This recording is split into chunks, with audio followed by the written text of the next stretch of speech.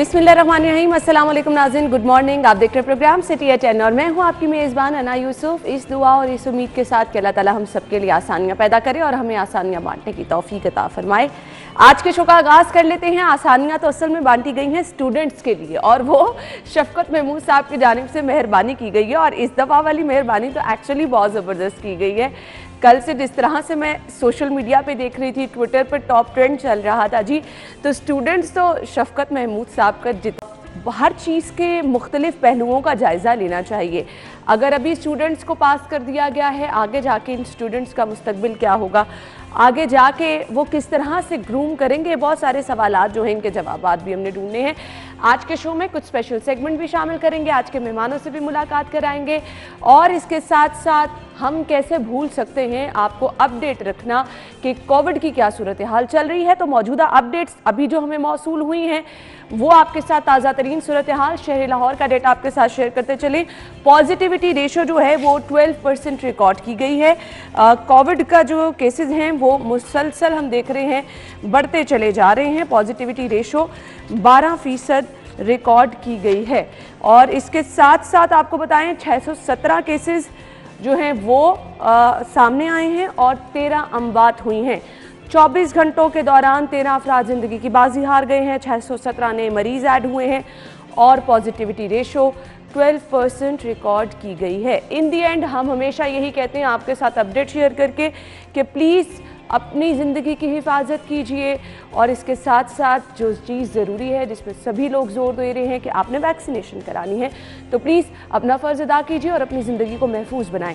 चलते हैं आज के पहले सेगमेंट की तरफ, जानते हैं बाहर मौसम कैसा है।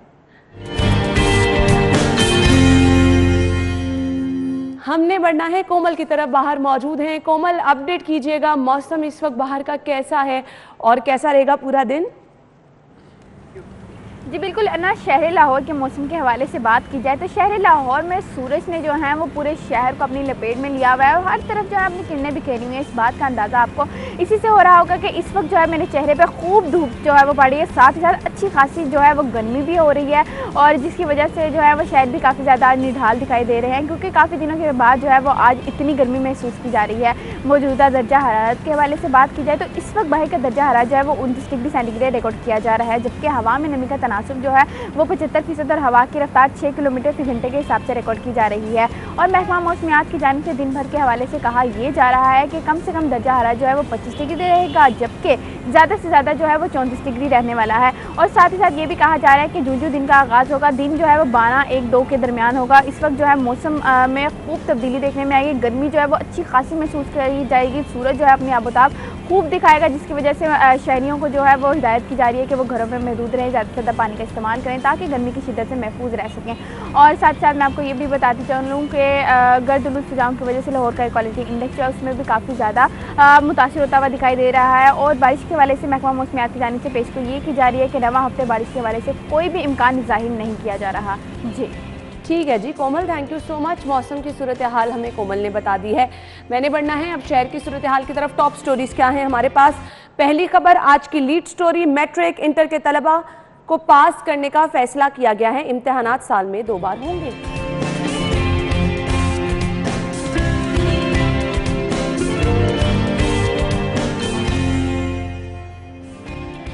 अद्वियात की कीमतों में होशरुबा इजाफा, अद्वियात 17% तक महंगी हो गई हैं।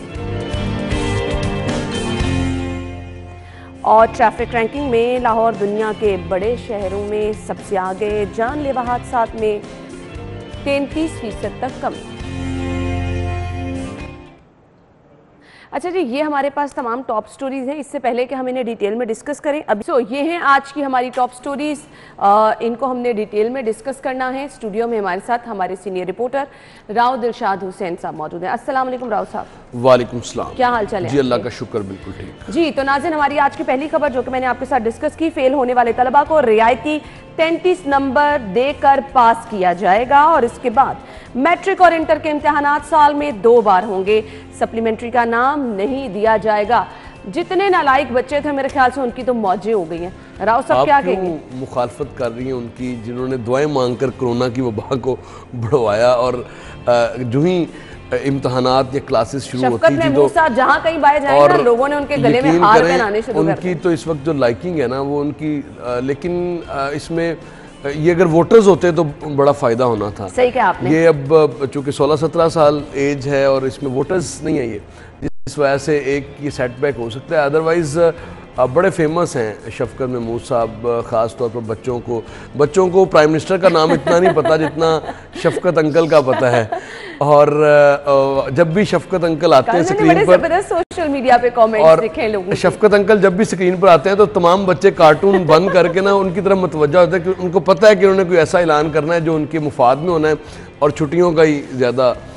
तो छुट्टियाँ ज़ाहिर है, अब इतनी ज़्यादा छुट्टियाँ मुझे समझ नहीं आती कि क्यों बार बार इस तरह का जो एक रवैया है वो इख्तियार किया जाता है कि तमाम चीज़ें अपनी फुल स्विंग में चल रही हैं और स्कूल्स बंद हैं, जहाँ पर सबसे ज़्यादा SOPs पर अमल दरामद एक होता है। आपका कमेंट चाहिए एज ए पेरेंट। आप मतलब छोड़ दें सब कुछ, मजाक अपनी जगह हो गया, इस फैसले को आप बच्चों के तालीमी सिस्टम को लेकर कैसा देखते हैं आप? देखिए, आपने चले ये इसमें बहुत सारे बच्चे ऐसे नहीं होते, बहुत सारे बच्चे ऐसे भी हैं जो कि बहुत लाइक हैं, बहुत मेहनत करते हैं, बिल्कुल बहुत मेहनत करते अच्छा, हैं। मैट्रिक का मुझे अपना टाइम याद आता है कि मैट्रिक की तैयारी आप किस तरह से करते थे? बोर्ड इम्तिहान का एक इम्पैक्ट होता है और उसमें ऑब्वियसली बड़ी तैयारी करके जाना पड़ता है जिन्होंने आगे बढ़ना होता है। तो जिन्होंने आगे नहीं बढ़ना होता वो जाहिर है वो एक रस्मन एग्ज़ाम्स में दाखिला लेते हैं और एग्ज़ाम में अपीयर होते हैं और उसके बाद फिर जो भी रिज़ल्ट आए देखी जाएगी।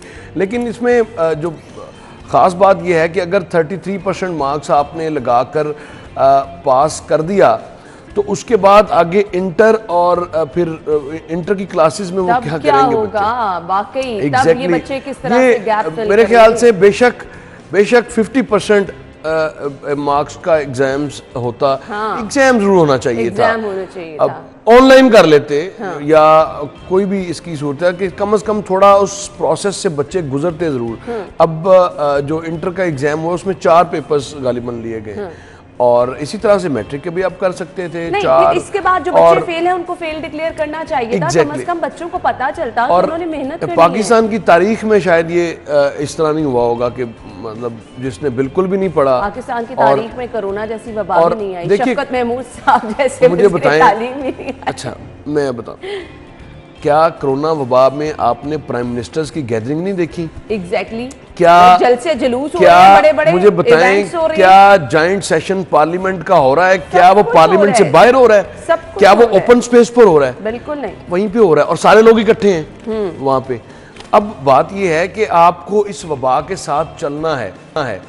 इस वबा से अब आप ज़्यादा आपको इसमें इस तरह के इकदाम नहीं उठाने कि जिससे आपके बच्चों का करियर दाव पर लग जाए। कम से कम ये सोचें, ठीक है आप बहुत फेमस हैं, मतलब कोरोना पीक बच्चे आपको बड़े अच्छे अल्फाज में याद करते हैं, बल्कि अंकल कह के पुकारते हैं, कार्टून छोड़ देते हैं देखना, आपको आपकी प्रेस कॉन्फ्रेंस आ जाए और लेकिन आप ये तो खुदा का खौफ करें, कोई कम से कम एग्जाम 50% एग्जाम्स तो ले लें आप। हाँ, बिल्कुल भी नहीं लिए। अब देखिए वही बात कि अब क्या करेंगे, जो बच्चे बिल्कुल नहीं पढ़ रहे थे वो भी अगर पास होते हैं तो वो आगे जाएंगे, जाहिर है इंटरमीडिएट में जब जाएंगे तो फिर वहाँ पर किस तरह से कम्पीट कर सकेंगे। तो ये वो सवालात हैं जिनको शायद और हम बार बार ये जिक्र करते हैं, हमारे पास जितने एजुकेशनिस्ट आते हैं, माहिरीन आते हैं, वो ये कहते हैं कि जो कुछ चीज़ें ऐसी होती हैं जिनका एक सीक्वेंस चल रहा होता है, जो आपने मैट्रिक में पढ़ी हो वो आगे जाके सबसे ज्यादा जो SOPs पर अमल दरामद मैंने ऑब्जर्व किया है वो मैंने स्कूल्स में ऑब्जर्व किया है और स्कूल्स ही हमने सबसे पहले बंद किए। अब ये तो आज आप किसी भी मार्केट में चले जाएं, आज सरकारी तकारीब देख लें, सरकारी तकारीब देख लें, हो रही हैं तवातर से, कोई मसला नहीं है, कहीं भी हो। आप सरकारी दफातर में चले जाएं, आप लेस्को के ऑफिस चले जाएं, आप बादशाह के ऑफिस चले जाएं, बैंक्स में जाएं, वहाँ पर शायद कोरोना को इजाज़त देना पड़ती है, शायद यही फिर बात है। तो मार्केट्स में चले जाएं, मार्केट्स में आप देखें क्या सूरत हाल है, आपको अंदाज़ा हो जाए।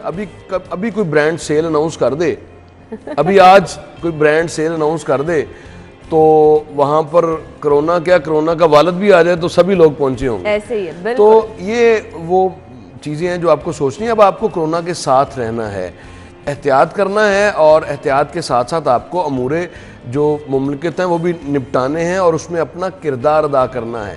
अब स्कूल्स को आपने बंद करके ऑलरेडी बहुत ज़्यादा सफ़र किया है पेरेंट्स ने, बच्चों ने, और ये ऑनलाइन क्लासेस, मैं तो ये समझता हूँ कि ऑनलाइन क्लासेस से बड़ा कोई फ्रॉड है ही नहीं। ऑनलाइन क्लासेस तो ऐसी हैं कि बस एक नाम की क्लास है, वो नाम की क्लास है, पैसे आप अच्छे खासे और बना चले रहे हैं। 3 दिन ही सही वीक में बच्चे स्कूल्स में होते थे, तो कम से कम थोड़ा बहुत तो बच्चे ज़रूर पढ़ते थे, लेकिन अब उससे भी बिल्कुल आ रही हैं। और फिर इस तरह की जब रिलैक्सेशन सरकार देगी तो फिर तो बिल्कुल ही नहीं कोई पढ़ेगा। बिल्कुल ऐसे ही जी। तो अपने स्टूडेंट्स के लिए तो ये हमारे खुशखबरी थी ही, लेकिन आपकी इन्फो भी इजाफा करते चले कि आइंदा साल मैट्रिक के इम्तिहानात मई और जून में होंगे। आने वाले साल में मई और जून में मैट्रिक के इम्तिहानात होंगे और 2022 में नया सेशन अगस्त से शुरू होगा। साथ ही साथ अब बहुत सारे लोग ये पूछ रहे हैं, कल मुझे मैसेजेस भी आ रहे थे कि स्कूल खुलेंगे या नहीं, आगे के लिए क्या फैसला है। तो इसका फैसला आज होने जा रहा है।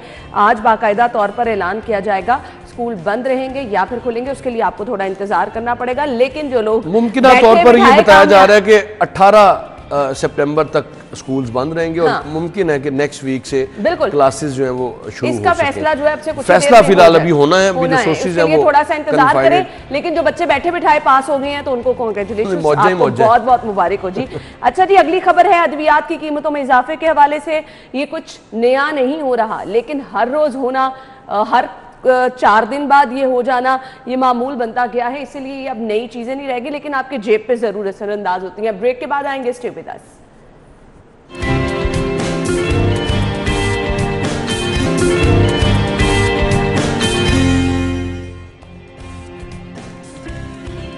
ब्रेक के बाद खुशामदीद। खबर यह है कि अद्वियात 17% तक महंगी हो गई हैं। शुगर, ब्लड प्रेशर की अद्वियात की कीमतों में इजाफा और तब्दीली सरकार निर्ख जो है वो एक के बाद एक गुजरते दिन बढ़ा रही है। 200% तक बढ़ चुके हैं इस तब्दीली सरकार के दौर में।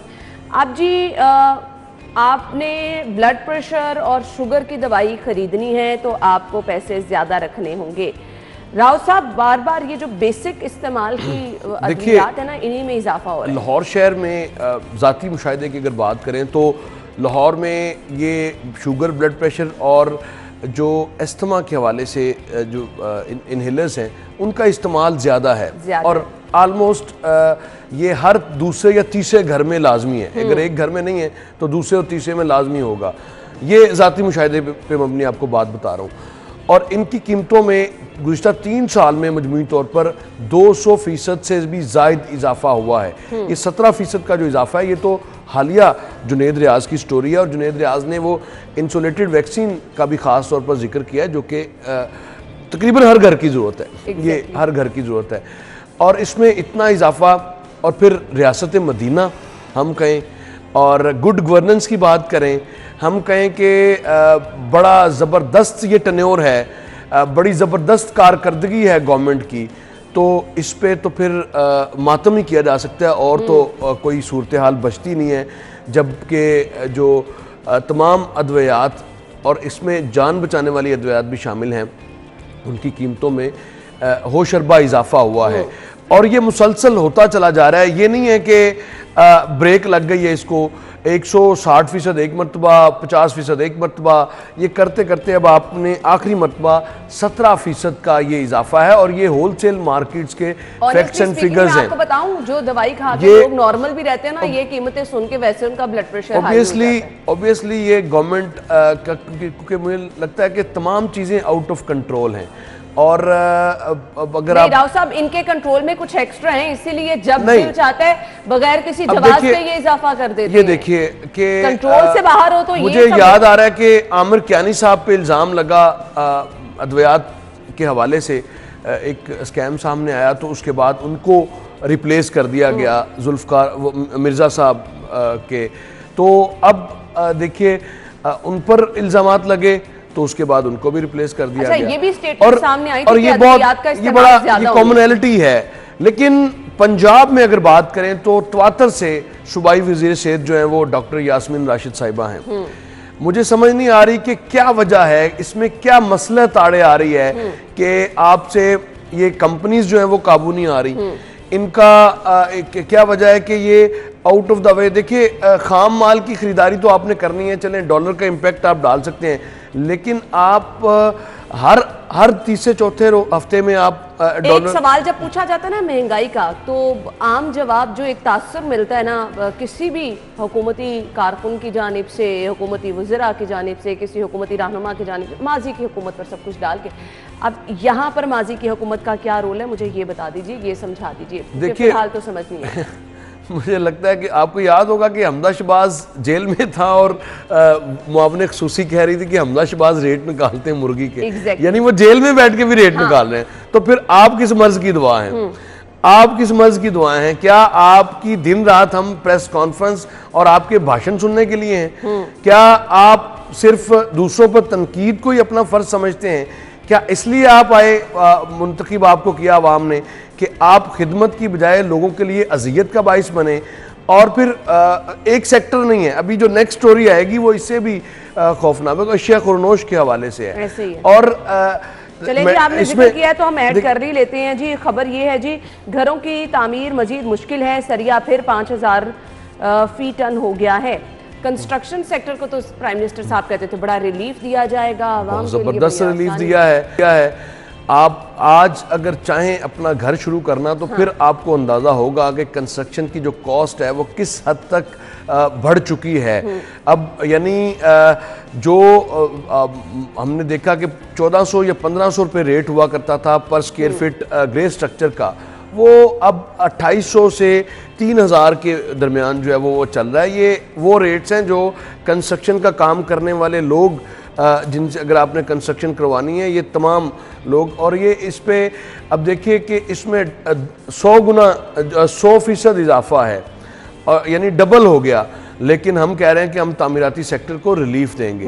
बात ये है कि आपने कहा कि हम 50 लाख घर देंगे, लेकिन 50 लाख घर तो दूर की बात आपने तो नहीं दिए, लेकिन जो 50,000 लोग अपना घर बनाना चाहते हैं उनके लिए इतनी मुश्किलात खड़ी कर दी गई हैं कि तमाम चीज़ें जो कंस्ट्रक्शन मटेरियल है वो इस कदर महंगा हो गया, तो फिर इसमें रिलीफ कहाँ से आ गया? यानी ये झूठ तो ना बोले कि रिलीफ दिया है। अगर आपने रिलीफ दिया हो तो फिर हर रोज सरिये की कीमत में इजाफा हो, हर रोज सीमेंट की कीमतों में इजाफा हो, क्या हर रोज जो बिल्डिंग मटेरियल है उसकी कीमतों में इजाफा हो? फिर ईंट का रेट इस वक्त 14,000 क्रॉस कर चुका है। अब मुझे बताएं कि अगर किसी ने 3 मरले का घर बनाना है तो 3 मरले के घर की जो कॉस्ट है वो 30 से 35 लाख रुपए में वो घर की कंस्ट्रक्शन होगी, और प्लॉट अगर उसने लिया तो यानी 1 करोड़ के करीब चला गया 3 मरले का घर। तो आप रिलीफ क्या दे रहे हैं? आप रिलीफ मुझे बताएं, रिलीफ क्या दे रहे हैं आप कंस्ट्रक्शन सेक्टर को? हैं कि आपके जितना रिलीफ किसी ने नहीं दिया, तो मुझे नहीं समझ आती जो कि कौन सी आदादो शुमार, कौन सा ऐसा जिन आपके पास है?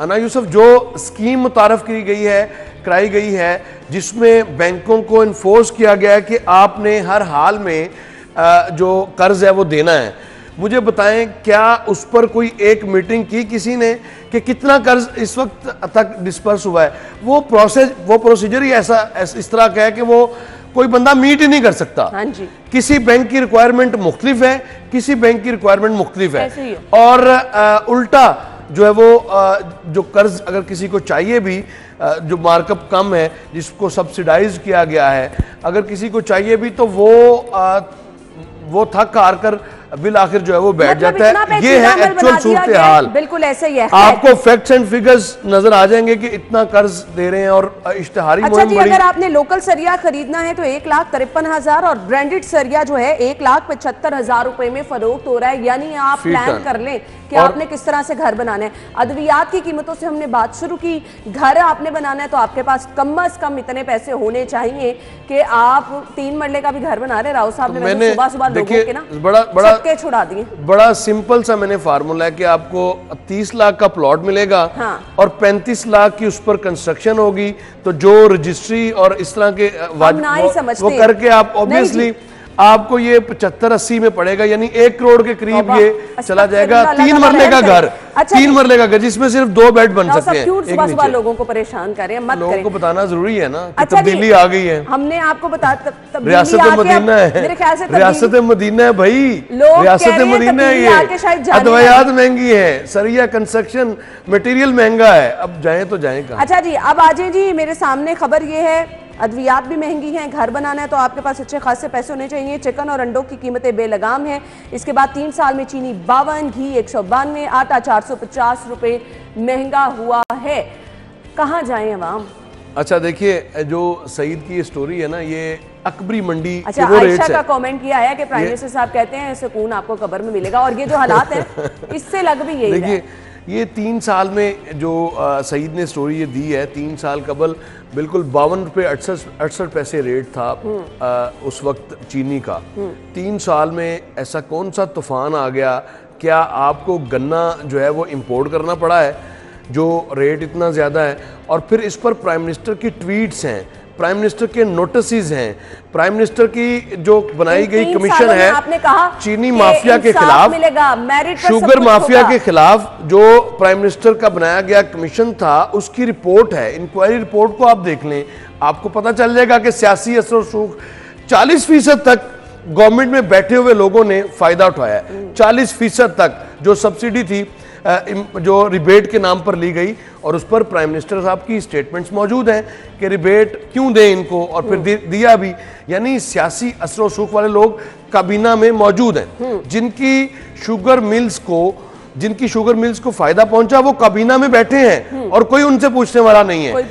जो मुशीर एहतसाब हैं वो अपोजिशन की अगर कोई बात आए तो वह तो बड़े कागज लहरा के बात करते हैं, लेकिन अगर उनसे पूछा जाए कि गवर्नमेंट में मौजूद हैं लोग, तो वो कहते हैं कि मैं इस मामले की मुझे खबर नहीं है, मैं लाइलम हूं इस मामले पे। तो ये है दोहरा मेयार। यानी जो आपकी तहरीक इंसाफ का तो इंसाफ दिलाना था और तमाम फैसले मेरिट पर करने थे। क्या ये मेरिट है कि 52 की चीनी 110 रुपए किलो में हो गई और आप आज तक जो है वो किसी से एक पैसा भी वापस नहीं ले सके? 100 अरब से जायद का ये घपला हुआ, और जो आज़ाद ज़राए हैं, जो सट्टा माफिया है, उसने किस तरह से दोनों हाथों से लूटा, किसको पकड़ा आपने? बिल्कुल। आपने आज आकर जो मुकदमात बनाए वो अपोजिशन पे, और जो फहरिस्त है वो बड़ी ज़बरदस्त है। अगर वो फहरिस्त आप देखें तो उसमें इस वक्त गवर्नमेंट में बैठे हुए जो लोग हैं उनकी शुगर मिल्स को ज्यादा फायदा पहुंचा है, लेकिन उनसे कोई पूछने वाला नहीं है। उनके लिए सिर्फ प्राइम मिनिस्टर का नोटिस लेना ही काफी है। तो क्या प्राइम मिनिस्टर के नोटिस से चीनी वापस 55 रुपए पे आई? क्वेश्चन, उसका जवाब क्या है? नो। और अभी देखिए आपने यूटिलिटी स्टोर्स क्या खिलवाड़ कर रहा है। जब गवर्नमेंट कहती है, गवर्नमेंट शुगर मिल्स एसोसिएशन को कहती है कि आप 89 रुपीज़ एक्स मिल के हिसाब से फरोख्त करें, और ख़ुद जो 90-95 रुपए की यूटिलिटी स्टोर्स खरीदते हैं। और मुझे बताएं कि जब सरकार ही चीनी इतनी महंगी खरीदेगी तो फिर आम मार्केट का क्या सूरत हाल होगी? यानी कुछ भी कर लें, इनकी बातें कुछ और हैं, ये हाथी के दांत खाने के और हैं, दिखाने के और हैं, ये सिलसिला चल रहा है। अब आ जाए घी की कीमत पे। 140 का घी था जो अब 342 रुपए किलो में फरोख्त हो रहा है। ये वो दर्जा अव्वल का घी नहीं है जो दर्जा अव्वल का जो आप लोग अमीर लोग आप इस्तेमाल करते हैं, वो कोई और चीज़ है। जो हम गरीब लोग इस्तेमाल करते हैं वो मैं उसकी बात कर रहा हूँ। ये 140 का जो किलो हुआ करता था करप्शन के दौर में, जब मुल्क को दोनों हाथों से लूटा जा रहा था, तब 140 का घी था जो अब 342 रुपए किलो है, जो मैं इस्तेमाल करता हूँ। मैं अपनी बात इसलिए कर रहा हूँ, और मुझसे मुराद है कि तमाम जो शहर की 95% आबादी है वो मैंने कभी घी जाके खरीदा नहीं, इसलिए मुझे ये नहीं पता। आप देखिए हम ग्रोसरी खरीदते हैं ना, हमें पता है जो 600-700 का 5 किलो का डब्बा था घी का, वो 1700-1800 पे पहुंचा हुआ है। तो हमारे साथ तो ये सलूक अच्छा, हो रहा है। अगर घी के मेयार पे आपने अमीर गरीब करना तो मैं कल आपको पूछ के बता दूंगी। नहीं आप पूछ लें, ये मैं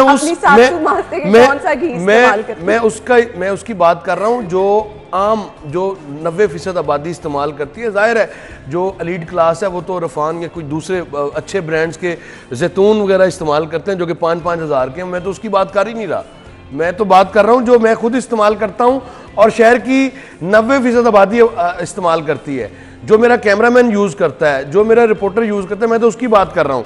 अब आगे आटे की कीमत में देख लें, आटा 36 रुपए किलो था 3 साल पहले, और कौन सा ऐसा तूफान आ गया कि आटे की कीमत जो है वो 66 रुपए तक पहुंच गई है फी किलो। और फिर आपके दावों के बावजूद कि आपने रिकॉर्ड 1240 का इस वक्त 20 किलो का आटे का थैला है। और इसके तमाम तर इन सारी चीज़ों के जो नताइज हैं वो आपने कंटोनमेंट बोर्ड के इलेक्शन में देखें। ये पेशखेमा था जिस पर आपने तवज्जो ही नहीं दी। और अगर आपकी तकरीरें कंटेनर वाली सुना दी जाएं तो फिर भी शायद आपको, मुझे नहीं लगता कि आपको कोई फर्क पड़ेगा, क्योंकि आप नहीं अब मेरे ख्याल से बिल जलाने का वक्त आ गया है, अब हुक्मरान आपके करप्ट हैं, ये वक्त आ गया है, क्योंकि यही सारे बयान दिए गए थे। अंडों की कीमतें 179 रुपीज तक पहुंच गई है, समझ से बाहर है ब्रेक कहाँ लगनी है। लेकिन मुझे ब्रेक का कहा जा रहा है। आपसे ये चीजें रोजाना हम शेयर इसलिए करते हैं कि आपको अपडेट रखें, आप अपना बजट मैनेज करते रहें। महंगाई कम हो जाएगी इसका तो सवाल ही पैदा नहीं होता। हमने अगली खबर पे आना है, ट्रैफिक रैंकिंग का जिक्र करेंगे। लाहौर दुनिया के बड़े शहरों से आगे है, जानलेवा हादसात में 33% कमी हुई है। कुछ डिटेल्स इसकी हम शेयर करेंगे। ब्रेक के बाद ज्वाइन करते हैं, स्टे विद अस।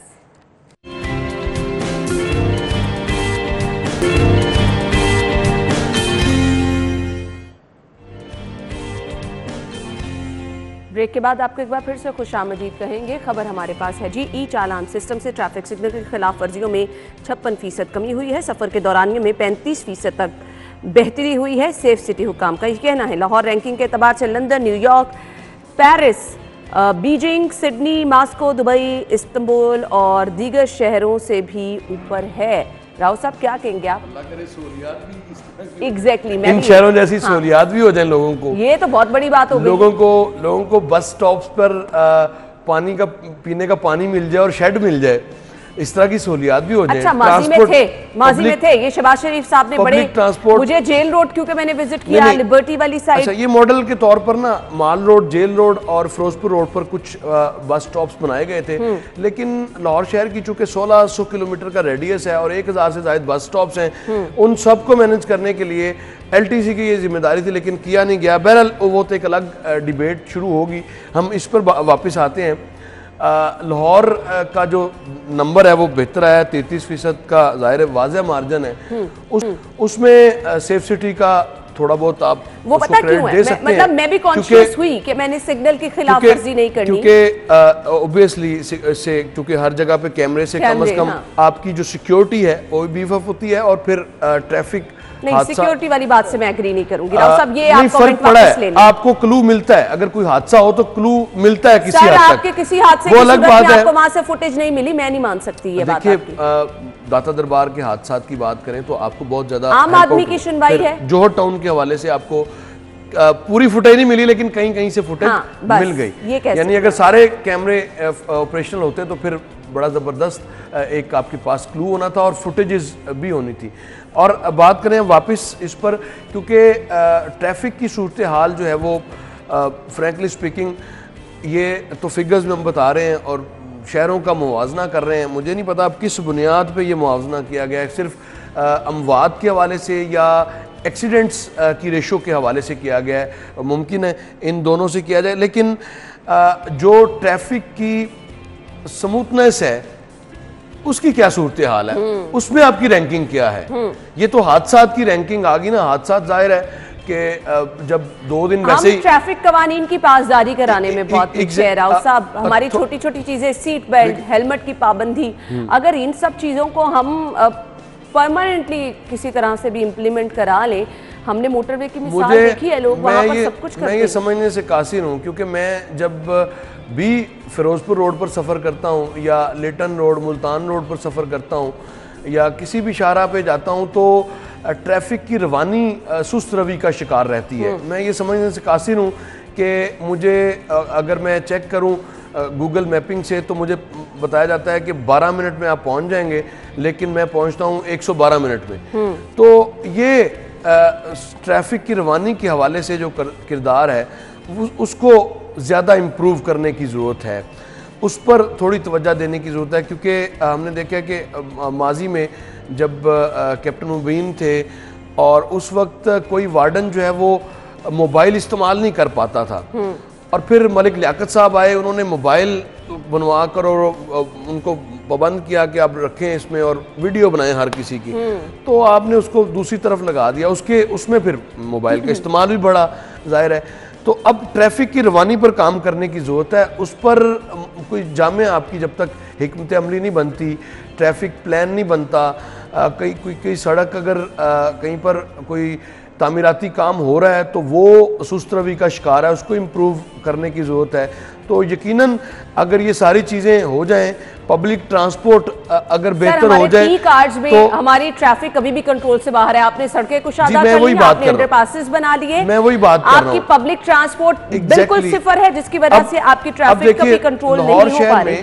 लाहौर शहर में 3 सालों में सिर्फ एक जो अंडरपास था वो बनाया गया फिरदौस मार्केट का, जिसको लाल शहबाज कलंदर अंडरपास का नाम दिया गया है। और लेकिन वो बनाया गया, लेकिन उसको क्रॉस करने के लिए जब आप उसको क्रॉस करके कैवरी के सिग्नल पे जाएंगे तो आपको कैवरी का जो ब्रिज है वहां पर आपको काफ़ी देर रुकना पड़ेगा। ये तो आपकी मनसूबाबंदी है, यानी अगर आपने ये शुरू किया है तो उसके साथ ही आगे अगर अंडरपास रिक्वायर्ड है तो अंडरपास बनाएं, अगर फ्लाईओवर रिक्वायर्ड है तो फ्लाईओवर आगे भी तो बनाएं। आगे की ट्रैफिक थ्रू की नहीं, सेंटर में ये कर लिया। अच्छा, आप बाहर के मुल्कों के मिसालें देखें, वहां पर आपकी पब्लिक ट्रांसपोर्ट को जो है वो बहुत ज्यादा देखिए ट्रैफिक के लिए। इसके अलावा शाहकाम का या शेरावाला गेट और गुलाब देवी जो प्रोजेक्ट है ये जरूरी थे, इनको शुरू करने में आपने एक सवाल कर लूं अगर आपकी इजाजत हो, अगर ये तमाम प्रोजेक्ट मुकम्मल हो जाते हैं तो डू यू थिंक कि शहर की ट्रैफिक संभल जाएगी? मुझे सिर्फ ये बता दें, आपके चिंची रिक्शे, आपकी बेहंगम ट्रैफिक कंट्रोल नहीं हो पा रही, पार्किंग है सबसे बड़ा मसला, सबसे बड़ा मसला तजावुजात सबसे बड़ा मसला है, तजावुजात सबसे बड़ा मसला है। जब तक इन दोनों इश्यूज को आप एड्रेस नहीं करते, आपके शहर की ट्रैफिक इसी तरह सुस्त रवि का शिकार, ट्रांसपोर्ट का दूर दूर तक नामो निशान नहीं है। अब आपको जेल रोड पर अगर आप जाएं, जेल रोड से अगर आप मेन बुलेवार्ड पर जाएं तो किसी वक्त भी जाएं तो मेन बुलेवार्ड पर ट्रैफिक सुस्त रवि का शिकार होगी, लिबर्टी चौक तक। अब मुझे समझ नहीं आती कि इसकी क्या वजह हो सकती है कि आपने तो रोड सिग्नल फ्री कर दिया, बहुत जबरदस्त रोड बना दी, उसके बावजूद ट्रैफिक का ये और उस ट्रैफिक मैनेजमेंट प्लान बेसिकली ये टीपा की जिम्मेदारी है, और टीपा को इन्होंने किसी और काम पे, टीपा को के जो डायरेक्टर्स हैं जिनको ट्रैफिक के हवाले से काम करना चाहिए कि ट्रैफिक की रवानी किस तरह बेहतर हो सकती है ट्रैफिक पुलिस के साथ मिलकर, लेकिन वो तो तामीराती कामों में उनके प्रोजेक्ट डायरेक्टर लगा दी जाते हैं टीपा के ऑफिसर्स। तो इसी तरह से ही है। अब लाहौर शहर में अगर आप पिक्टोरियल देखेंगे, कोई प्रेजेंटेशन देखेंगे तो बड़ा ज़बरदस्त आपको नज़र आएगा, लेकिन रियलिटी बिल्कुल ग्राउंड रियलिटी जो है वो इसके बरअक्स है। आप किसी इशारा पर भी चले जाएं, आपको ट्रैफिक जो है वो 10 से 20 की स्पीड पे जाना पड़ेगा, यानी एम्बुलेंसेस भी हमने देखी हैं कि वो ट्रैफिक में फंसी रहती हैं। तो अच्छी बात है, हादसा कम हुए, तो इसके साथ साथ अगर आप ट्रैफिक की रवानी को बेहतर करें, पब्लिक ट्रांसपोर्ट को ज़्यादा बेहतर कर लें, तो मेरे ख्याल से हम जो मॉडर्न लाइफस्टाइल है शायद उसकी तरफ भी आ सकते हैं। जिन शहरों का आपने जिक्र किया एक ही सांस में, उन शहरों के मुकाबले में हम पब्लिक ट्रांसपोर्ट के हवाले से भी हमें सोचना चाहिए, और ट्रैफिक की रवानी भी उनके लेवल पे होनी चाहिए, क्योंकि वहाँ पर 60 से 80 है, हमारे यहाँ 60 है लेकिन चलती गाड़ी 20 पे है। बिल्कुल ऐसे ही है। तो ये जी हमारे यहाँ ट्रैफिक की सूरत हाल है, इसमें बहुत सारी इस्लाहात लाने की ज़रूरत है। ऑल दो वो चालान वाले सिस्टम की जहाँ हमने बात की, लोग थोड़ा सा कॉन्शियस हुए हैं और अच्छे तरीके से ड्राइव करते हैं, लेकिन इसको आपको मजीद एक्सटेंड करने की ज़रूरत है। ब्रेक के बाद जब वापस आएंगे तो बात करनी है तहरीक इंसाफ के दौर में करप्शन का एक और स्कैंडल, अरबों रुपए की माली बेज़ाब्तियाँ सामने आ गई हैं। ब्रेक लेते हैं, ब्रेक के बाद आपको ज्वाइन करेंगे, इस खबर की तरफ आएंगे। Stay with us.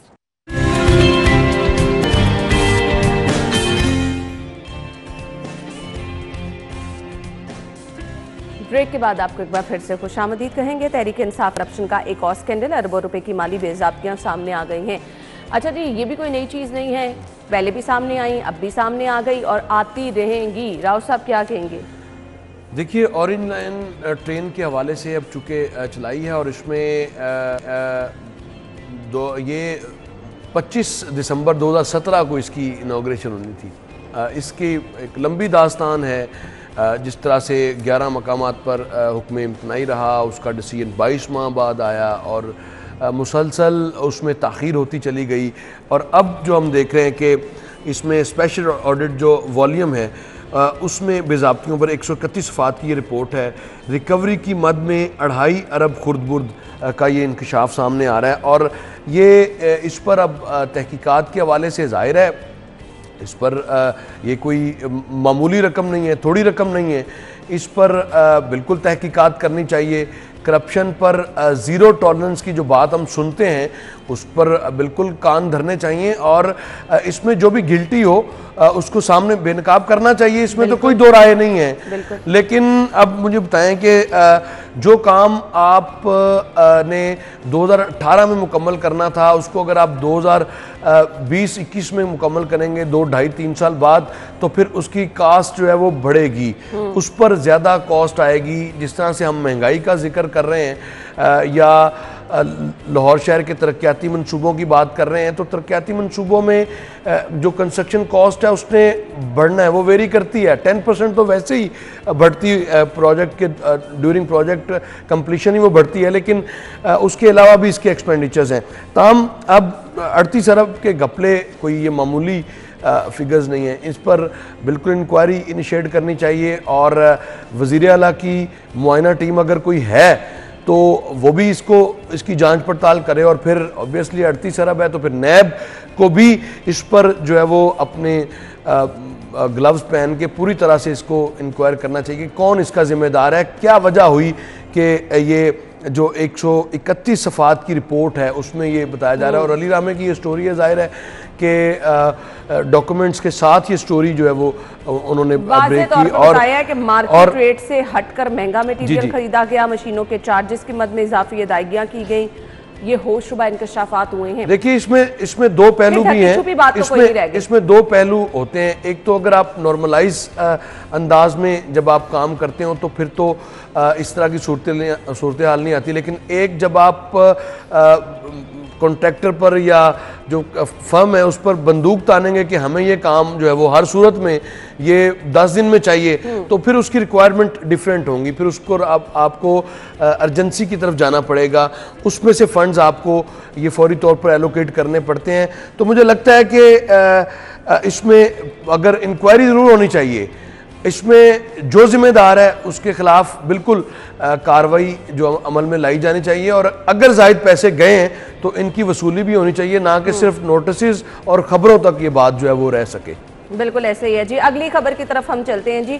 अगली खबर हमारे पास है जो कि हम डिस्कस करने वाले हैं। भिखारियों के खिलाफ क्रैकडाउन, सैकड़ों गिरफ्तार, ख्वाजा सरा सरापा एहतजाज हैं। कल भी हमने ये खबर डिस्कस की थी। बहुत ज़्यादा ज़रूरी है भिखारियों के खिलाफ प्रॉपर क्रैकडाउन होना, लेकिन अब जो ख्वाजा सरा एहतजाज कर रहे हैं, ऑनेस्टली स्पीकिंग मैंने कल ये चीज़ मेंशन भी की थी कि बहुत ज़्यादा ट्रैफिक की रवानी में डिस्टर्बेंस ख्वाजा सराओं की वजह से होती है। आप रोड पर चले जाएँ, आपका सिग्नल खुल जाता है, आगे से ख्वाजा सरा जो भिखारी हैं वो साइड पे नहीं हो रहे होते, समझ से बाहर हो जाता है कि क्या करना है। लेकिन अब इसका हल कोई जो है वो प्रॉपर निकालना है, क्योंकि एहतजाज भी किया जा रहा है उनकी जानिब से।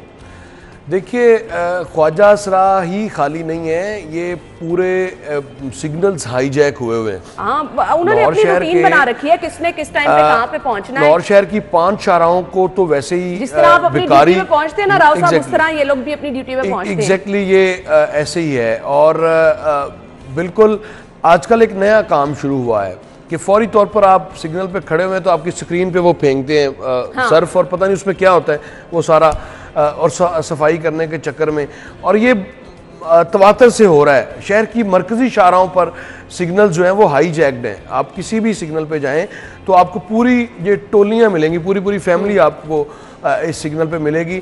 लेकिन दूसरी जानिब हम देखते हैं कि जो चाइल्ड प्रोटेक्शन ब्यूरो है वो ये दावा कर रही थी, मैं उनकी सुन भी रहा था डे बिफोर यस्टरडे गालिबन, तो ये दावा किया जा रहा था कि आपको शहर में कोई भिखारी नज़र नहीं आएगा। तो मुझे लगता है कि इनके लिए कुछ स्पेशल, राव साहब हमारे पास वक्त बहुत कम है, इनके लिए कुछ स्पेशल ग्लासेस बनाने चाहिए जिससे इनको नजर आ जाए, या सेफ सिटी के कैमरे तो कम से कम है, उन पर बैठकर देख लें, आपको नजर आ जाएगा पूरे के पूरे। राव साहब ब्रेक की तरफ जाना है मुझे, थैंक यू सो मच। नाज़रीन ब्रेक के बाद आपको ज्वाइन करते हैं, स्टे विद अस।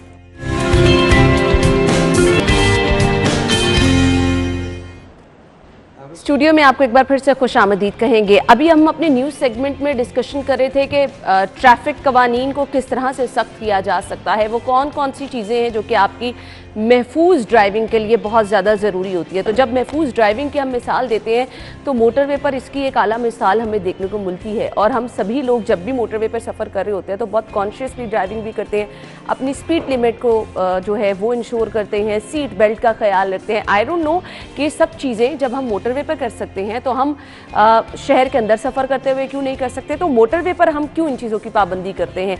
कितना ज़रूरी है? जो लोग पाबंदी नहीं करते उनको फ़ाइन्स किए जाते हैं, वो फ़ाइन क्यों किए जाते हैं? फ़ाइन कितने हैं? किस तरह से इन फ़ाइन को जो है इम्प्लीमेंट किया जाता है? मोटरवे महफूज सफ़र के लिए किस तरह से जो है आपको सहूलियात प्रोवाइड कर रही है? इस सब पे हम बात करेंगे। साथ ही साथ हम देखते हैं मौसम की तब्दीली के साथ भी अलर्ट जारी किए जाते हैं। आप लोग कैसे अपडेट रह सकते हैं मोटरवे की ताज़ा तरीन सूरत हाल से? क्योंकि जब कभी भी आपने सफ़र के लिए जाना है तो बहुत ज़्यादा ज़रूरी है कि जी आप कोई हेल्पलाइन पर रब्ता करके पूछ लें कि आपके जितना सफ़र का रास्ता है, अगर कहीं बारिश हो रही है तो महफूज है, अगर धुंध की सूरत हाल है वो तो अपडेट मोटरवे पुलिस करती ही रहती है।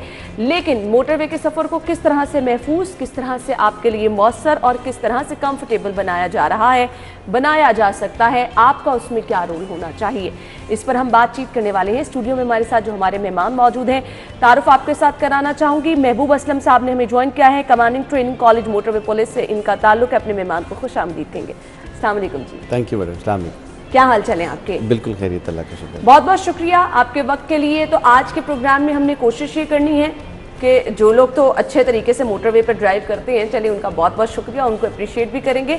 मोटरवे पर सफ़र करने के लिए कौन कौन सी ऐसी चीज़ें हैं, SOPs हैं जिनका ख़ास ख्याल रखना चाहिए?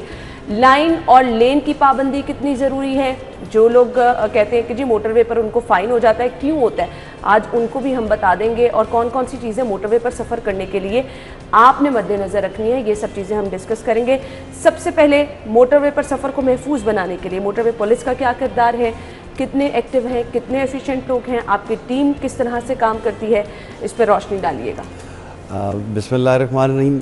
देखिए मैडम, पुलिस की 15 ऑर्गेनाइजेशंस हैं पूरे पाकिस्तान में, जिस तरह पंजाब पुलिस है, KPK है, सिंध है, रेलवे पुलिस है, IBF है, ये इसी तरह मोटरवे पुलिस एक ऑर्गेनाइजेशन है, पुलिस की आउटफिट है।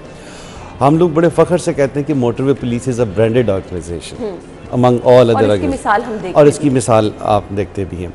जहाँ तक बात है कि मोटरवे के सफ़र को कैसे महफूज बनाया जाए, हम शहरियों से बार बार ये रिक्वेस्ट करते हैं कि जो बेसिक चीज़ें हैं, बस जब वो गाड़ी पे सड़क पे लेके आएँ तो वो कम से कम शुरू में देख लें कि उसकी बैक लाइट्स काम कर रही हैं कि नहीं कर रहे। आजकल हमने एक बड़ा अच्छा सिलसिला शुरू किया हुआ है कि हम रावी टूल प्लाज़ा पे, इस्लामाबाद टूल प्लाज़ा पे हम अपने बंदे खड़े करते हैं और हम चेक करते हैं कि जिन गाड़ियों की लाइट्स प्रॉपर नहीं हैं हम उनको उधर से ही वापस कर रहे हैं ताकि वो मोटरवे पे चढ़े ही ना।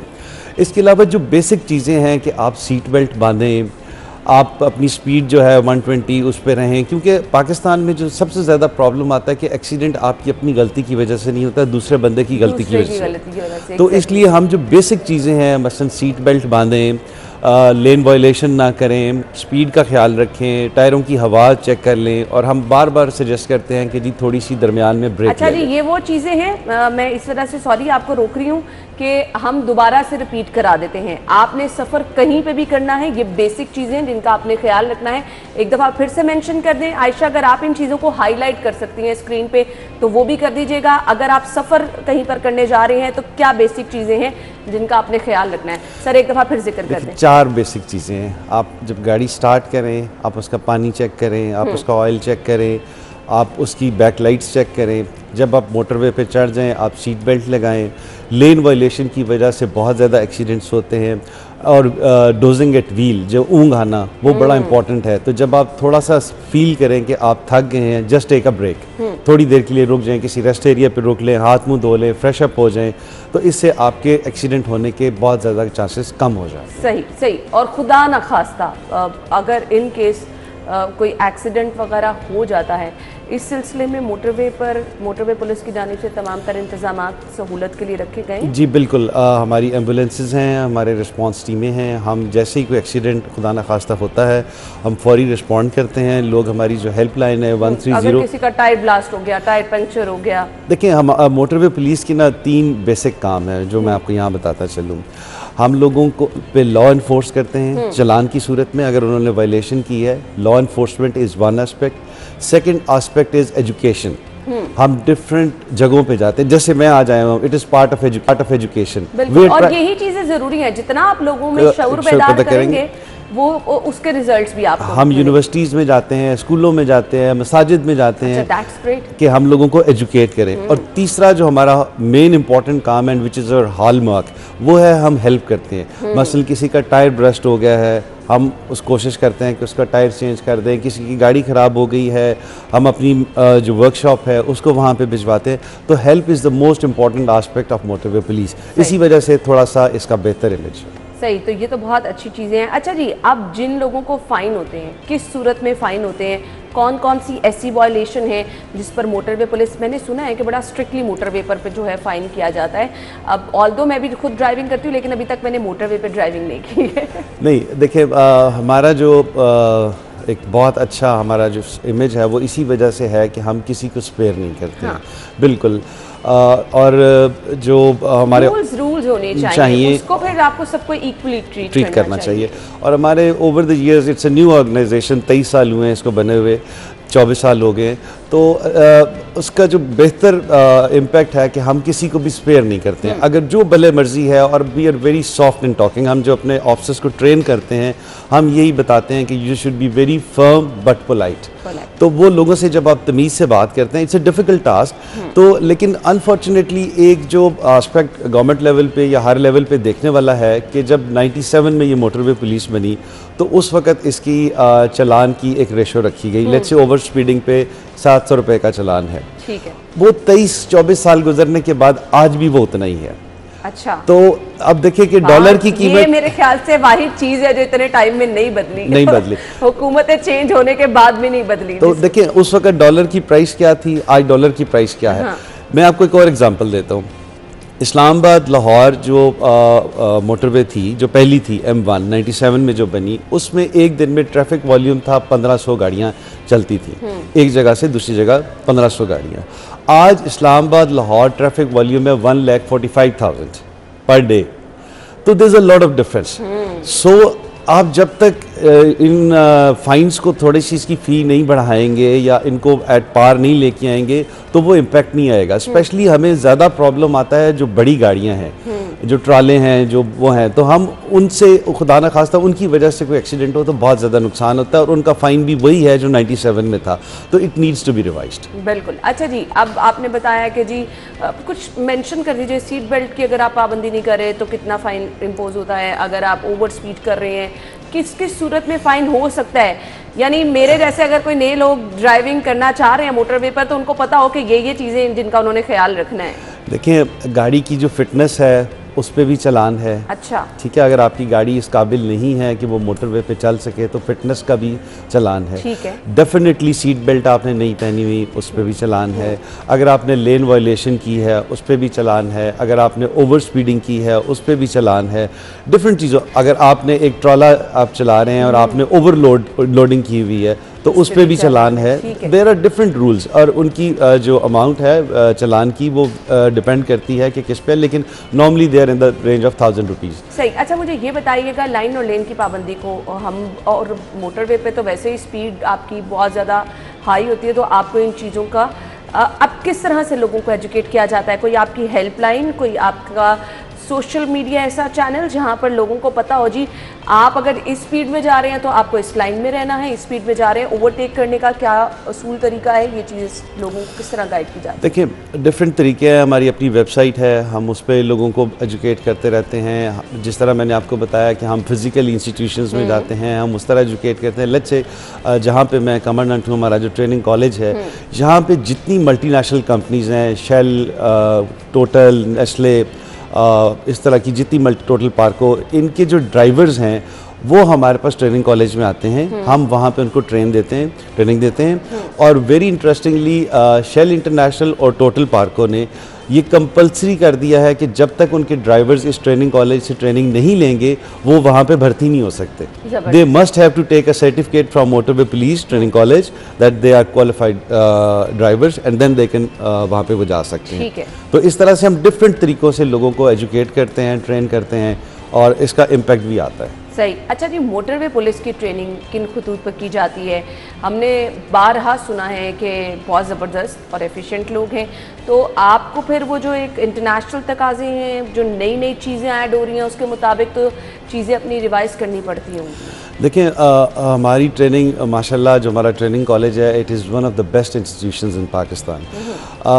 मसलन मैं आपको बताता हूँ कि हमारे पास एक ड्राइविंग सिमुलेटर है, स्टेट ऑफ द आर्ट, और इस तरह का ड्राइविंग सिमुलेटर पूरे पाकिस्तान में कहीं नहीं है। तो हम अपने जो ट्रेनीज़ हैं और जो बाहर से मल्टीनेशनल लोगों के कंपनीज़ के ड्राइवर्स आते हैं, हम वहाँ पे उनको उस सिमुलेटर पे ड्राइविंग सिखाते हैं। सही। हमारे पास state of the art firing simulator है जिस पे हम अपने ट्रेनिंग्स को फायरिंग की प्रैक्टिस कराते हैं। इसी तरह से हमारी जो क्लासरूम्स हैं या हमारे जो इंस्ट्रक्टर्स हैं वो माशाल्लाह बहुत अच्छे लेवल के हैं। तो we are trying to import the best level training to our officers, और उस ट्रेनिंग का रिजल्ट फिर आपको रोड पे नजर आता है। बिल्कुल ऐसे। अच्छा, लाइसेंस आप भी एक जिक्र कर रहे थे, कुछ स्पेशल भी होता है मोटरवे पर सफर करने? देखिए मोटरवे जो पुलिस है अपना ड्राइविंग लाइसेंस इशू करती है, बल्कि हम रिसेंटली हमने अब ट्रेनिंग कॉलेज से भी लाइसेंस करना इशू किए हैं। हमारा लाइसेंस माशाल्लाह 53 कंट्रीज़ में एक्सेप्टेबल है, मोटरवे का जो ड्राइविंग लाइसेंस है, और हम बिल्कुल ये लाइसेंस इशू करते हैं। सही। तो इसका क्या कोई प्रॉपर तरीक़ेकार होता है? जो लोग इंटरेस्टेड हैं किस तरह से ये लाइसेंस? देखिए इसका प्रॉपर प्रोसीजर है। हमारा लाइसेंस लेना कंपैरेटिवली मुश्किल है क्योंकि टेस्ट बहुत ज़्यादा सख्त होता है, मेरिट पे टेस्ट होता है, प्रैक्टिकल टेस्ट होता है, थ्योरी का टेस्ट होता है। आपको पता होना चाहिए कि ये निशान किस चीज़ का है।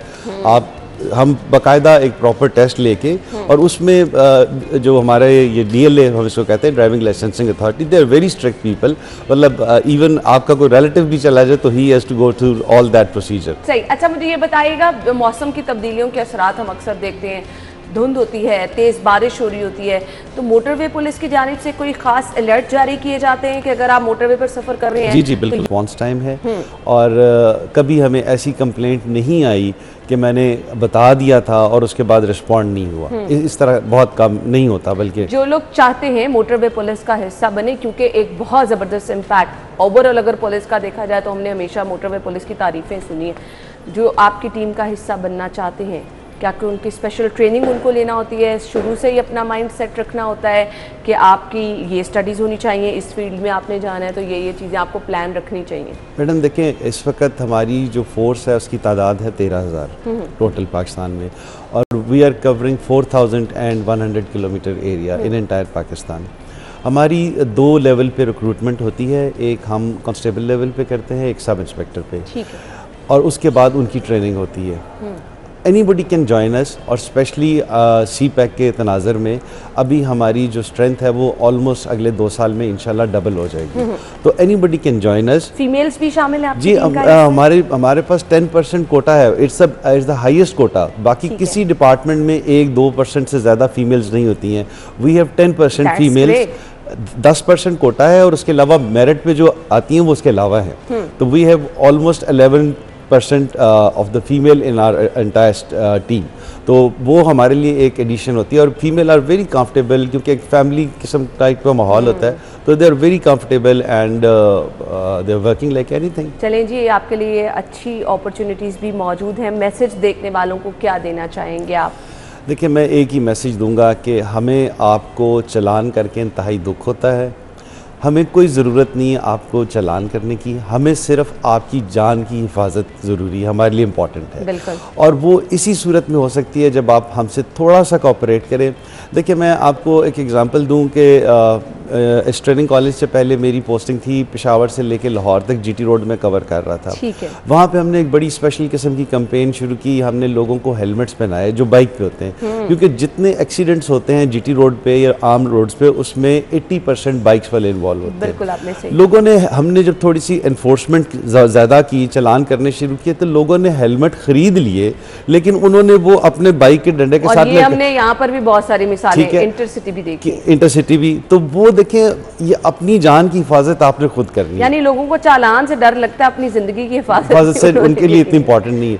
तो जो बाइक चला रहे हैं वो खुदा के वास्ते हेलमेट पहने, जो मोटरवे पे गाड़ी चला रहे हैं सीट बेल्ट लगाएं। सीट बेल्ट इतनी इंपॉर्टेंट है, इतनी इंपॉर्टेंट है कि खुदा न खास्ता अगर आपका मेजर एक्सीडेंट भी हो जाता है, आपने सीट बेल्ट लगाई हुई है तो 90% चांसेस हैं कि आपकी ज़िंदगी बच जाए। ज़िंदगी बच जाए। तो ये सब रूल्स बनाए जाते हैं आप ही लोगों के लिए, फाइन वगैरह इंप्लीमेंट किए जाते हैं ताकि आप लोग इन रूल्स की पाबंदी करें।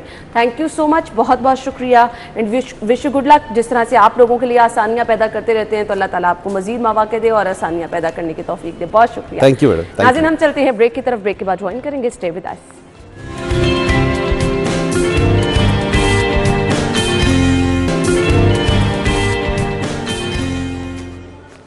स्टूडियो में आपको एक बार फिर से खुशामदीद कहेंगे और मैं कुछ चीज़ें अपनी सेट कर रही थी और मुझे नहीं पता चला एकदम से ब्रेक का टाइम ख़त्म हो गया। हमने सेगमेंट्स शामिल करने हैं।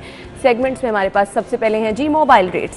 प्लान कर रहे हैं अगर आप मोबाइल ख़रीदने का, आज हुवावे के डिफरेंट हमारे पास मॉडल्स हैं, मैं आपके साथ शेयर करती चलूँ जी। हुवावे Y8S मोबाइल है और प्राइस है इसकी 29,999 रुपये। इसके बाद जी नेक्स्ट मोबाइल हमारे पास है हुवावे Mate 10 लाइट, 34,999 रुपये में आप खरीद सकते हैं। हुवावे नोवा 7i मोबाइल 41,999 रुपये।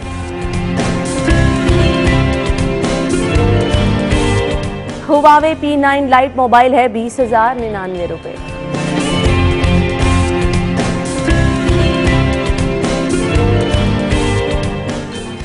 आपने मोबाइल के रेट्स जान लिए, सब्जियों के रेट की अब बारी है और ये आप जानेंगे आज के भाव में।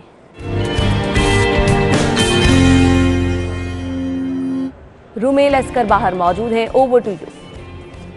जी बिल्कुल, सब्जियों के महंगे दाम जो है वो उसी तरह बरकरार हैं। अवामुल नास जो है वो खासे परेशानी में मुब्तला है। महंगाई का ये दौर जो है जिनमें सब्जियां भी जो है वो आवाम की कुव्वत खरीद से बिल्कुल जो है वो बाहर हो चुकी हैं। गुज़िश्ता हफ्ते जो रेट थे वही रेट इस आज के दिन भी जो है वो बरकरार हैं। जो सब्जियां हैं, जो मौसमी सब्जियां हैं, जिसमें करेला है, घिया तोरी है, भिंडी है, इनके दाम बिल्कुल जो है वो हवा से बातें कर रहे हैं। अगर मैं कीमतों की बात करूँ तो जो करेला है वो 200 रुपये किलो में फ़रोख्त हो रहा है, जबकि शिमला मिर्च है वो भी 200 रुपए किलो में फरोख्त हो रही है। इसके अलावा जितनी भी सब्जियां हैं, कोई भी सब्जी जो है वो 80 रुपए से लेकर 100 रुपए से कम बिल्कुल भी नहीं है। घिया तोरी की बात की जाए, भिंडी की बात की जाए, गोभी की बात की जाए तो ये 120 रुपए से 150 रुपए किलो के दरमियान जो है वो फरोख्त हो रहे हैं। दुकानदारों से अगर बात की जाए तो जो दाम जो है वो रेट लिस्ट पर लिखे हुए हैं, दुकानदारों का कहना है कि उस कीमत पर जो है वो मुमकिन ही नहीं कि हम जो है वो सब्जियों को फरोख्त करें। जो दाम रेट लिस्ट पर जो है वो प्राइस कंट्रोल कमेटी की जानिब से अवेजा किए गए हैं वो बिल्कुल भी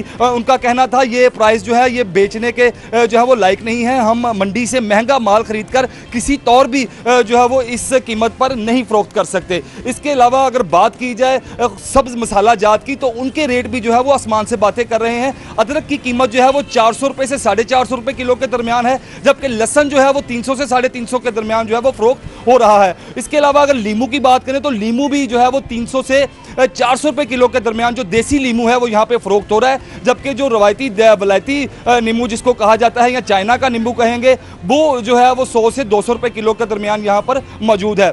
सब्जियों की जो क्वालिटी है वो भी इंतहाई जो है वो नाकस है। कम क्वालिटी की जो सब्जियां हैं वो भी इतनी महंगे दामों हैं, जबकि 2 क्वालिटी की सब्जियां यहाँ पर मौजूद हैं। मगर जो है वो अवामुल नास जो हैं उनका बहुत बुरा हाल है। इन सब्जियों की कीमतों के हवाले से सब्जियां खरीदना अवाम के बिल्कुल बस में नहीं रहा।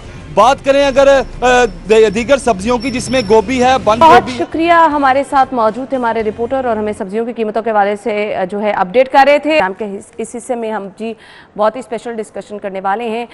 हम देखते हैं कि खेल के मैदानों में बहुत सारे नौजवान जो हैं वो ज़बरदस्त किरदार अदा कर रहे हैं, लेकिन स्पोर्ट्स इंजरी के हवाले से अगर बात की जाए तो लोगों में बहुत ही कम इस बारे में इंफॉर्मेशन भी है। स्पोर्ट्स इंजरी के लिए स्पेशल डॉक्टर्स होते हैं, उनका क्या रोल होता है, अगर खुदा ना खास्ता आपको कोई स्पोर्ट्स इंजरी है तो कितना ज़रूरी है कि आपने उस स्पेसिफिक फील्ड के डॉक्टर के पास ही जाना है। आज के प्रोग्राम के हिस्से में हम बात करने वाले हैं। डॉक्टर असद अब्बास साहब ने हमें ज्वाइन किया है, स्पोर्ट्स फिजिशियन है, secretary medical commission Pakistan Olympic association है। अपने मेहमान को खुशामदीद कहेंगे। अस्सलाम वालेकुम डॉक्टर साहब। जी वालेकुम सलाम। क्या हाल चले आप? मैं बिल्कुल ठीक। डॉक्टर साहब बहुत बहुत शुक्रिया। सबसे पहले तो मुझे बताइएगा, लोगों को इस बारे में कम इंफॉर्मेशन है कि स्पोर्ट्स फिजिशियन एक स्पेशलाइजेशन एक अलहदा से है। अगर आपको कोई स्पोर्ट्स इंजरी है तो एक स्पोर्ट्स फिजिशियन ही आपका बेहतर इलाज कर सकता है, कितना ज़रूरी है ये? देखिए बात ये है जी कि हमारे यहाँ स्पोर्ट्स का एक कल्चर जो है वो अभी तक पूरी तरह डेवलप नहीं हो सका बैनुल-अक़वामी, अगर उस एतबार से देखें। स्वाय क्रिकेट के हमारी बाकी जितनी भी स्पोर्ट्स हैं वो नेगलेक्टेड है। आम आवाम भी इस बात से बिल्कुल वो नावाकिफ़ है। तो स्पोर्ट्स इंजरीज़ के हवाले से बहुत सारी इंजरीज़ ऐसी होती हैं जो ऑर्थोपेडिक्स के पास सबसे पहले जाते हैं पेशेंट। मैं ये समझता हूँ कि जो प्रिवेंशन ऑफ इंजरी है वो बहुत ज़्यादा ज़रूरी है, उस पे हमें फोकस करना चाहिए। हमारे यहाँ जो आम रिक्रिएशनल एथलीट्स हैं, जो आम क्रिकेट खेलते हैं या हॉकी खेलते हैं, जो बच्चे फुटबॉल खेलते हैं, उनमें ज़्यादातर प्रॉब्लम्स उस वजह से आती हैं कि वो प्रॉपरली वार्म अप नहीं करते, प्रॉपरली कूल डाउन नहीं करते, उनकी न्यूट्रिशन ठीक नहीं होती, उनकी प्लेइंग एनवायरनमेंट नहीं ठीक होती, तो उसकी वजह से इंजरीज़ हो सकती हैं। सो हमारे यहाँ जो स्पोर्ट्स मेडिसिन का जो शोबा है वो मेनली केटर करता है उन इंजरीज़ को जो स्पोर्ट्स रिलेटेड हैं। उसमें सॉफ्ट टिश्यू ट्रॉमाज होते हैं, मेनली आपके जॉइंट्स के, मसल्स की इंजरीज़ होती हैं।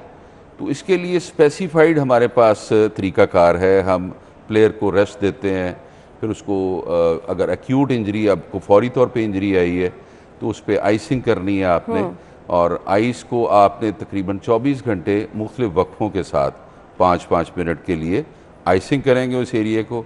फिर उसको प्रिवेंट करने के लिए आप उसको बैंडेज कर देंगे ताकि स्वेलिंग ना बढ़े। तो मेन चीज़ जो हैम्पर करती है इंजरी को, लिंगर ऑन करती है, वो स्वेलिंग है।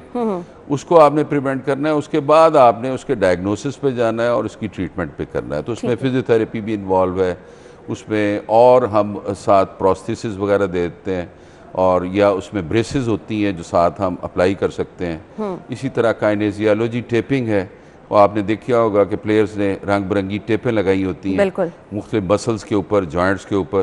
तो ये सारी चीज़ें जो हेल्प करती हैं। इसके लिए स्पोर्ट्समैन आपका जो भी है उसको बेसिक इन्फॉर्मेशन भी देना कि आपके ड्यूरिंग खेलते हुए आप कोई भी गेम खेल रहे हैं, इस तरह की इंजरी हो सकती है, उससे आपको ये केयर करनी है। तो कुछ ऐसा प्लान पहले किया जाता है कि जितने भी आपके खेल के मैदान में लोग उतर रहे हैं उनको पहले से तैयार किया जाए इस बारे में? इसमें होता ही है जी कि मैं पाकिस्तान हॉकी के साथ अफिलिएटेड रहा हूँ। पिछले 20 साल से मैं पाकिस्तान हॉकी को लुक आफ्टर कर रहा हूँ। इसके अलावा पाकिस्तान ओलंपिक्स की 24 डिफरेंट डिसिप्लिन्स हैं स्पोर्ट्स की, उनमें मैं ऑफ एंड ऑन उनकी हेल्प करता हूँ। मेगा इवेंट्स जिस तरह ओलंपिक्स हुई लास्ट, उसमें भी मैं उनके साथ था। मेन मकसद ये होता है कि हम उनको कैंप्स में या प्री इवेंट उनको लेक्चर्स देते हैं मुख्तलिफ किस्म के, कि आपने वार्म अप किस तरह करना है। ठीक है। हर गेम का वार्म अप मुख्तलिफ है। ठीक है। यानी क्रिकेट में बॉलर का वार्म अप थोड़ा सा डिफरेंट होगा, बैट्समैन का डिफरेंट होगा। इसी तरह हॉकी के प्लेयर्स का वार्म अप हम कंबाइन करते हैं, उसमें गोलकीपर का वार्म अप अलग होता है। इसी तरह एथलीट्स जो स्प्रिंटर्स हैं उनका वार्म अप अलग होगा। ठीक है। फिर इसी तरह तो वार्म अप की मुख्तलिफ किस्में हैं। तो हम उनको पहले ये बताते हैं कि वार्म अप इस तरह करना है, आपने प्री इवेंट मील किस तरह लेना है। मोस्टली हमारे प्लेयर्स को अनफॉर्चुनेटली नहीं पता होता, और उनको हमें बताना पड़ता है बार बार कि जब आपका इवेंट है तो आपने 2 घंटे पहले या 1.5 घंटा पहले आपने लाइट सा मील लेना है, बहुत हैवी मील नहीं लेना। सही। मोस्टली मैंने देखा मेगा इवेंट्स में, मैं जब जाना शुरू हुआ तो ये भर के खाना खाते थे, उसी तरह जिस तरह लोग वलीमे पे खाना खाते हैं। तो उससे ये होता है कि वो नॉर्मली स्पोर्ट्समैन को ये लगता है ना कि ताकत होनी चाहिए, अच्छी तरह खा पी के आपको मैदान में उतरना चाहिए। बिल्कुल ठीक कह रही हैं आप। अब पहलवानों का तो एक कॉन्सेप्ट ही ये लिया जाता है। नहीं, अब पढ़े लिखे पहलवान हैं। इनाम भट्ट के साथ हमारी बहुत ज़्यादा इंटरेक्शन रहती है। इसके अलावा एक पूरी उनका ग्रुप है, ये पढ़े लिखे हैं, BA किए हुए हैं लड़कों ने, MSc की हुई है। अब जो रेसलर्स हैं, इनको हम जब नॉलेज ट्रांसमिट करते हैं तो वो फिर उस पर अगर ऑप्ट करते हैं तो फ़ायदा होता है उसका। यानी उनको हमने ये कन्वे किया है कि आपको ताकत गोश्त या घी से नहीं मिलेगी, आप कार्बोहाइड्रेट्स लेंगे 60-70%, 20-25% आपकी फैट्स होंगी और बाकी प्रोटीन्स होंगी। ठीक है। तो ये सारी चीज़ें हम उनको बताते रहते हैं कि आपने चावल इतना लेने हैं, आपने रोटी इतनी लेनी है, आपने सैलेड इतना लेना है। तो बहुत ज़्यादा बॉडी के लिहाज से हम कैलोरीज डिवाइड कर लेते हैं इवेंट के हिसाब से। ठीक हो गया। एक आम नॉर्मल बंदे को जो कैलोरिक रिक्वायरमेंट है वो 20 to 25 है, जो सेडेंट्री हमारा लाइफस्टाइल है। अगर हम बहुत कम वॉक करते हैं तो 20 कैलोरीज 25 कैलोरीज, यानी 60 kg के बंदे को 1500-1600 कैलोरीज लेनी चाहिए। ठीक है। अगर हैवी नाश्ता कर लें आप, जिस तरह लाहौरी नाश्ते होते हैं या हमारे देसी नाश्ते होते हैं, वो एक नाश्ता आपका 1500 कैलोरीज का हो जाता है। अच्छा। फिर जो एडिशनल आप लेते जाएंगे वो सारा एडअप होता जाएगा और आपकी बॉडी पे फैट्स आते जाते हैं। ठीक है। सो मोस्टली मैंने देखा जी कि 20-20 साल लोग वॉक करते हैं लगातार, उनका वेट कम नहीं हो रहा। वो कॉमन क्वेश्चन ये करते हैं हमसे कि जी डॉक्टर साहब, मैं इतने सालों से वॉक कर रहा हूँ, मेरा वजन कम नहीं हो रहा। जब उनका डाइट प्लान पूछते हैं तो वो डाइट सारी वो इतनी ज़्यादा ओवर डाइट ले रहे होते हैं। यानी आप 25 मिनट वॉक करें, ब्रिस्क वॉक, तो आपकी 100-125 कैलोरीज बर्न होती है। ठीक। एक सॉफ्ट ड्रिंक में उतनी कैलोरीज होती है। सही।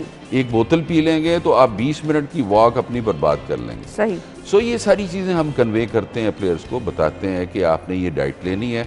अगर उनका फैट लेवल एक्सीड कर रहा है वो भी हम पॉइंट आउट करते हैं कि ये अगर बढ़ जाएगा तो ये एक एडिशनल लगेज होगा आपके कंधे के ऊपर और उसके साथ आपकी परफॉर्मेंस बेहतर नहीं होगी। ठीक है। पाकिस्तान में स्पोर्ट्स फिजिशियन जो हैं उनका रोल कितना ज़रूरी है? आपको क्या लगता है कि जितने हमारे प्लेयर्स हैं उनका इंटरेक्शन होना कितना ज़रूरी है? हमारे यहाँ जो प्लेयर्स छोटी छोटी गलतियाँ कर जाते हैं उनको लेकर कितना ज़रूरी है उनका कि अपने स्पोर्ट्स फिजिशियन से वो राब्ते में? देखिए, बात ये है जी कि अनफॉर्चुनेटली हमारे यहाँ इतनी ज़्यादा नेग्लिजेंस है टुवर्ड्स स्पोर्ट्स कि अब ओलंपिक्स में हम रिसेंटली होके आए जी, तो ओलंपिक्स जो क्वालिफाई करता है प्लेयर वो एलीट प्लेयर है, उसको लेबल करते हैं कि एलीट प्लेयर है। ये पाकिस्तान का या उस मुल्क का एलीट प्लेयर है जो ओलंपिक्स में जाएगा। उनमें से भी मोस्टली प्लेयर्स को नहीं पता होता बेसिक चीज़ों का, डूज एंड डोंट्स की बात आप कर रही है ना, कि ये करना चाहिए, ये नहीं करना चाहिए। तो जिस तरह मैंने आपको अर्ज़ किया कि इनकी जो डाइट है वो इनको नहीं पता कि किस तरह लेनी है, इनको पानी हाइड्रेशन का नहीं पता।